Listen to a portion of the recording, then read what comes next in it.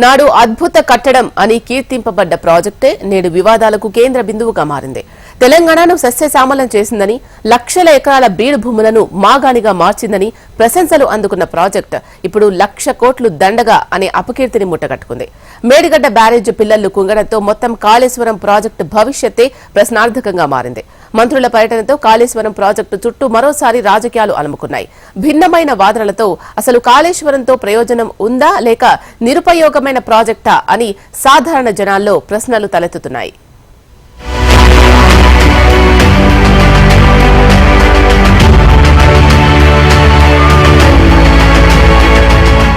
కాళేశ్వరం ప్రాజెక్టును మానవ అద్భుత సృష్టిగా కీర్తించింది నాటి బీఆర్ఎస్ సర్కార్. ప్రపంచంలోనే ఇంతటి భారీ లిఫ్ట్ ఇరిగేషన్ ప్రాజెక్టు లేదని, తెలంగాణకు ఇదో మణిహారంగా ప్రశంసించింది. కాళేశ్వరంతో లక్షల ఎకరాలకు సాగునీరు అందుతోందని, ఏడాది పొడవునా గోదావరి జీవధారగా మారిందని చెప్పుకొచ్చింది. అండర్ గ్రౌండ్ కాలువలు, బ్యారేజీలు, బాహుబలి పంప్ హౌజులు, 50 టీఎంసీల నీటి సామర్థ్యంతో భారీ కృత్రిమ జలాశయాలతో ఔరా అనిపించుకుంది. కాళేశ్వరాన్ని ప్రతిష్టాత్మకంగా తీసుకున్న నాటి ప్రభుత్వం నిధుల కొరత లేకుండా కేవలం 3 ఏళ్లలోనే ప్రాజెక్టును 80% పూర్తి చేసింది.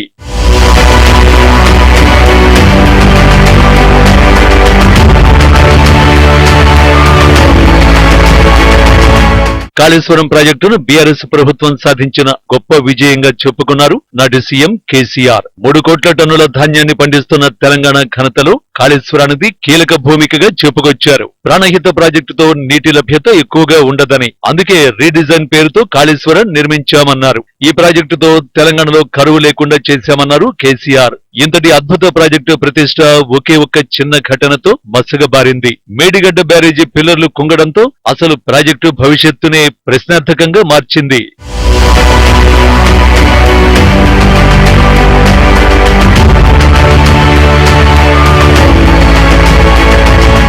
మూడో టర్మ్ అధికారంలోకి వచ్చేందుకు కాళేశ్వరం ప్రాజెక్టు ఘనత కొంతవరకు ఉపయోగపడుతుందని బీఆర్ఎస్ భావించింది. గతంలో వరదలకు లక్ష్మీ బ్యారేజీలో పంప్ హౌజ్ మోటార్లు మునిగినా అది పెద్ద సమస్య కాదని, ఊహించని వరదలతో అలా జరిగిందని చెప్పారు. ఎన్నికల ప్రచారంలో కాళేశ్వరం ప్రాజెక్టు విజయాలను ప్రజలకు వివరించే ప్రయత్నం చేశారు కేసీఆర్. కానీ ఎన్నికల్లో బీఆర్ఎస్ విజయానికి దోహదం చేస్తుందనుకున్న కాళేశ్వరం ప్రాజెక్టు మేడిగడ్డ ఇష్యూతో పెద్ద మైనస్ గా మారింది. సరిగ్గా ఎన్నికల ముందు మేడిగడ్డ పిల్లర్లు కుంగిపోవడం, ఇంకో బ్యారేజీలో బొంగలు పడటం బీఆర్ఎస్ అంచనాలని తలకిందులు చేసింది.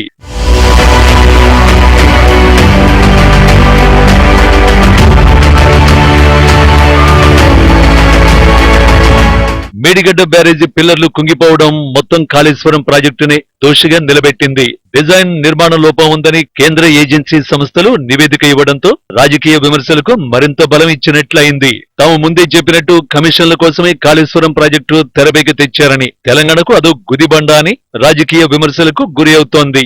కాళేశ్వరం లిఫ్ట్ ఇరిగేషన్ కోసం ఏటా 1,000 కోట్ల కరెంటు బిల్లు చెల్లించవలసి రావడం కూడా ప్రాజెక్టుపై నెగటివ్ ఇంపాక్ట్ పడేలా చేసింది. అసెంబ్లీ ఎన్నికల ప్రచారంలో కాళేశ్వరం ప్రాజెక్టుపైనే సగం రాజకీయాలు జరిగాయి. తాము అధికారంలోకి వస్తే విచారణ జరిపిస్తామని, 1,00,000 కోట్లు కక్కిస్తామని నాటి విపక్షాలు ప్రసంగాలతో దాడి చేశాయి.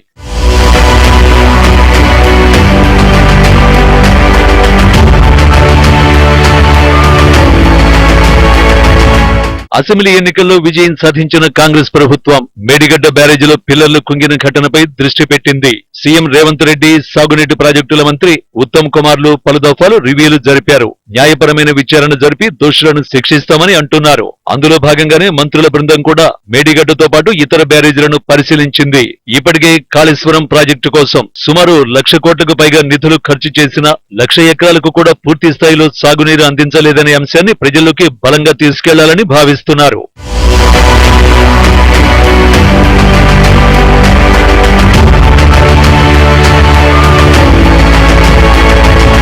ప్రాణహిత నది నుంచి 160 టీఎంసీలను ఎల్లంపల్లి రిజర్వాయర్ కు తరలించి 12 లక్షల ఎకరాలకు నీరందించాలనే లక్ష్యంతో 17,875 కోట్ల అంచనాతో ప్రాణహిత చేవెళ్ల ప్రాజెక్టు నిర్మాణానికి 2007 మే 16న అనుమతులు జారీ చేశారు. ఆదిలాబాద్, మెదక్, కరీంనగర్, నల్గొండ, నిజామాబాద్, వరంగల్ జిల్లాల్లో 6.4 లక్షల ఎకరాలకు నీరందించడానికి ప్రాజెక్టు అంచనాలను 38,500 కోట్లకు సవరిస్తూ 2008 డిసెంబర్ 17న పరిపాలనా అనుమతులు ఇచ్చారు. ప్రాజెక్టు విద్యుత్ అవసరాలు 3,466 136 మెగావాట్లు కాగా ఏటా 8,701 మిలియన్ యూనిట్ల విద్యుత్తు అవసరమని అంచనా వేశారు. రీ ఇంజనీరింగ్ తర్వాత ఈ ప్రాజెక్టు పనులను బీఆర్ఎస్ ప్రభుత్వం మధ్యలో వదిలేసింది.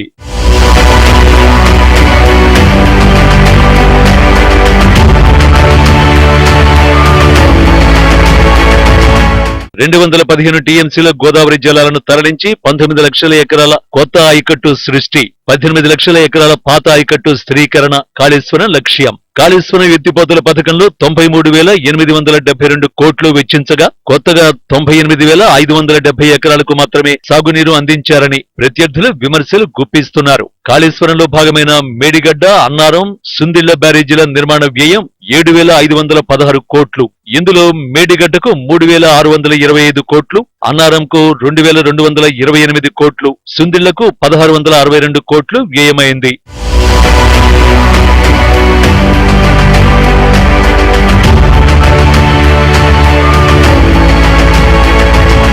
కాళేశ్వరం కోసం union bank of India, Punjab national bank consortium, bank of Baroda, power finance corporation, NABARD rural electrification కార్పొరేషన్ల ద్వారా 87,449 కోట్ల రుణం మంజూరైంది.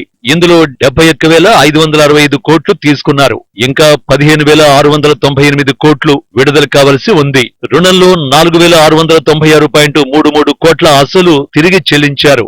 5 ఏళ్లలో తెచ్చిన అప్పులకు వడ్డీగా 16,201 కోట్లు కట్టాల్సి వచ్చింది. కాళేశ్వరం పేరుతో ప్రజాధనం వృధా చేశారని మండిపడింది మంత్రుల బృందం. నిర్మాణ లోపంలో జరిగిన తప్పుల వల్ల మొత్తం కాళేశ్వరం ప్రాజెక్టు ఉపయోగం లేకుండా పోయిందని, ఇప్పుడు రెండో పంటకు నీరిచ్చే పరిస్థితి కనపడడం లేదు అన్నారు. ప్రాజెక్టు వద్ద కుంగిన పిల్లల నిర్లక్ష్యంపై మండిపడ్డారు. ప్రాజెక్టుపై జ్యుడిషియల్ ఎంక్వైరీ వేస్తామని మరోసారి ఉద్ఘాటించింది మంత్రుల బృందం.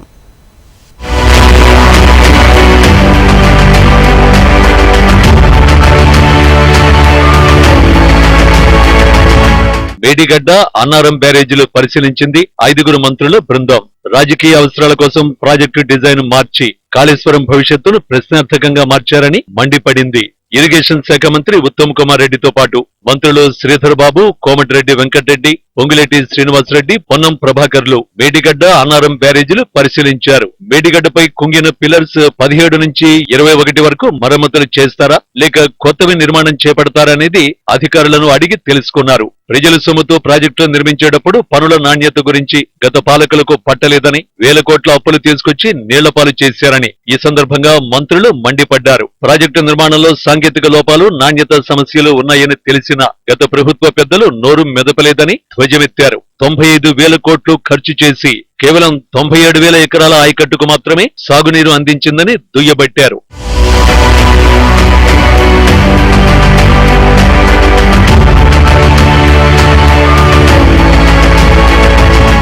కాళేశ్వరంపై సమీక్షలో భాగంగా మేడిగడ్డ R&B ఆఫీసులో పవర్ పాయింట్ ప్రెజెంటేషన్ ఇచ్చారు ఈఎన్సీ మురళీధర్. అయితే 38,000 కోట్లతో డిజైన్ చేసిన ప్రాణహిత చేవేళ్లను పక్కన పెట్టి రాజకీయ అవసరాల కోసం కాళేశ్వరం నిర్మించి అనవసరపు భారాన్ని ప్రజలపై మోపారన్నారు ఇరిగేషన్ శాఖ మంత్రి ఉత్తమ్ కుమార్ రెడ్డి. సచివాలయం వేదికగా మరోసారి ముఖ్యమంత్రి రేవంత్ అధ్యక్షతన సమీక్ష సమావేశాన్ని నిర్వహించనున్నారు. సమావేశంలో ప్రాజెక్టు మరమ్మతులు, కొత్త పిల్లర్లపై నిర్ణయం తీసుకోనున్నారు. గత ప్రభుత్వం కాళేశ్వరానికి జాతీయ హోదా సాధించడంలో విఫలమైందని, ప్రస్తుతం పాలమూరు, రంగారెడ్డి ప్రాజెక్టుకు జాతీయ హోదా సాధించే దిశగా కేంద్రంతో చర్చలు జరుపుతున్నామని, ప్రాణహిత చేవెళ్ల ప్రాజెక్టును పునరుద్ధరించేందుకు చర్యలు తీసుకుంటామని ఉత్తమ్ చెప్పారు. కాళేశ్వరం ప్రాజెక్టు విషయంలో మా పార్టీ అభిప్రాయం మొదటి నుంచి ఒకటిగానే ఉంది. ఆనాడు ఆ ప్రభుత్వం ప్రాజెక్టు గురించి ఏ విధంగా ప్రచారం చేసుకుందో మీ అందరికీ తెలుసు. ఒక దశలో ప్రపంచంలోనే అతి అద్భుతమైన ప్రాజెక్ట్ అని చెప్పారు, అతిపెద్ద లిఫ్ట్ అని చెప్పారు. మరి ఈరోజు అమూల్యమైన ప్రజా డబ్బుతో కట్టిన ఈ ప్రాజెక్టు కొంత డ్యామేజ్ కావడం ఇది చాలా బాధాకరమైన విషయం. ప్రాజెక్టు నిర్మాణంలో ఎలాంటి సేఫ్టీ మెజర్మెంట్ తీసుకోలేదన్నారు మంత్రి పొంగులేటి. 2022 ఏప్రిల్ నెలలోనే ప్రాజెక్టు ప్రమాదంలో ఉందని ఎగ్జిక్యూటివ్ ఇంజనీర్ హెచ్చరించినా అప్పటి బీఆర్ఎస్ ప్రభుత్వం నిర్లక్ష్యం చేసిందని ఆరోపించారు. 152 మీటర్ల వద్ద ప్రాజెక్టు నిర్మించాలని ఉమ్మడి ఆంధ్రప్రదేశ్ లో కాంగ్రెస్ భావిస్తే, తెలంగాణ ఏర్పాటు తర్వాత 148 మీటర్లకే ప్రాజెక్టు కట్టేందుకు మహారాష్ట్ర ఒత్తిడికి కేసీఆర్ తలొగ్గారని పొంగులేటి ఆరోపించారు. డ్యామ్ కట్టారు సార్, మీ టెండర్ సరా జరిగి టెండర్లో క్వాలిఫికేషన్స్ ఏంటి, ఇతరత్ర ఏంటి, ఎలా కట్టారు, మీ క్వాలిటీ ఏంటి అనేది కాదు. మీకు వాటర్ ఇన్లెట్ అయి ఉండుండకపోతే ఈనాడు ఈ మేడిగడ్డ గాని, దీనిపైనున్న డ్యామ్ గాని, ఆ పైనున్న డ్యామ్ గాని ఈ ప్రమాదం జరిగి ఉండేదా? ఈనాడు ఆ వాటర్ ఇన్లెట్ అవ్వటం వల్లనే డ్యామ్ కింద ఉన్న sand day by day deplete అయి ఆ క్యావిటీ ఏదైతే ఏర్పడిందో క్యావిటీలోకి ఆ డ్యామ్ షింక్ అయింది. తుమ్మిడిహట్టి వద్ద ప్రాణహిత ప్రాజెక్టు కట్టి ఉంటే తెలంగాణకు గ్రావిటీ ద్వారా సాగునీరు వచ్చి ఎంతో లాభం జరిగేదని, కానీ గత ప్రభుత్వ వైఫల్యాల వల్ల రాష్ట్రానికి నష్టం జరిగిందని మంత్రి కోమటిరెడ్డి వెంకటరెడ్డి ధ్వజమెత్తారు. పంప్ హౌజ్లలో నాణ్యత లేని మోటార్లు బిగించారని మండిపడ్డారు. అవసరం లేకున్నా 3 టీఎంసీ పనులు చేపట్టారు. ఈ ప్రాజెక్టుకు వాడిన మోటార్లు మొత్తం అసెంబుల్డ్ మోటార్లు. 1000 కోట్లు విలువ చేసే ఒక్కో మోటార్కు 4000 కోట్ల బిల్లు చెల్లించారు. దీనిపై పూర్తి స్థాయిలో విచారణ జరపాలని ఆయన ఆగ్రహం వ్యక్తం చేశారు. నల్లగొండ జిల్లాకు సాగునీరు అందించే ప్రాజెక్టులను చిన్నచూపు చూశారని కోమటిరెడ్డి ఆరోపించారు. ఉమ్మడి దగ్గర 152 కట్టితే గ్రావిటీతో entire project up to Chevella Vikarabad వరకు ఇప్పటి వరకు 8 years బ్యాక్ ఈ ప్రాజెక్ట్ కంప్లీట్ అయ్యి ఒక 30,000 అన్నాము, ఇంకో 20,000 కోట్లు పెట్టుకుంటే మొత్తం కంప్లీట్ అవుతున్నాయి. వాంటెడ్లు చేసిందా, అతను ఇంజనీర్స్ ఏమైనా అడ్వైస్ తీసుకున్నా, లేకపోతే కేసీఆర్ గారు ముఖ్యమంత్రిగా ఆయననే చీఫ్ ఇంజనీర్ గా డిజైన్ చేసిందా? ఇది అసలు ప్రజలకు తెలియాలి. అసలు ఇది మీ ప్రజెంటేషన్ చూసిన తర్వాత మీరు ఈఎన్సీగా ఉన్నారు, ఎస్సీలు ఉన్నారు, సిఈలు ఉన్నారు, హరిరామ, మీరు అప్పుడే లీవ్ పెట్టి వెళ్ళిపోవాలి. మీరు యాక్చువల్గా నేను ఏం పిచ్చి ప్రాజెక్ట్ ఇది, ఏం చేసింది మీరు ఇవాళ పియర్ కిందికి 1.2 5 మీటర్లు దిగింది, అది దాన్ని రెక్టిఫై చేస్తుంటున్నాను. అన్నారం కింద బ్యారేజ్ ఉన్నది, ఓ ఫ్లో వచ్చి మొత్తం కొట్టుకుపోయిన తర్వాత ఎవడి భరించాలి ఇవన్నీ? మొత్తంగా కాళేశ్వరం ప్రాజెక్టుపై మంత్రుల బృందం పర్యటన అనుకున్న లక్ష్యాన్ని సాధించినట్లే కనిపిస్తుంది. బీఆర్ఎస్ ప్రభుత్వం కాళేశ్వరంను అద్భుతమైన ప్రాజెక్టుగా ప్రొజెక్ట్ చేసింది. అయితే కాళేశ్వరంలో ఏం లేదు అని చెప్పాలనుకుంది కాంగ్రెస్ ప్రభుత్వం. అందుకే మంత్రుల పర్యటన అంటున్నారు రాజకీయ విశ్లేషకులు.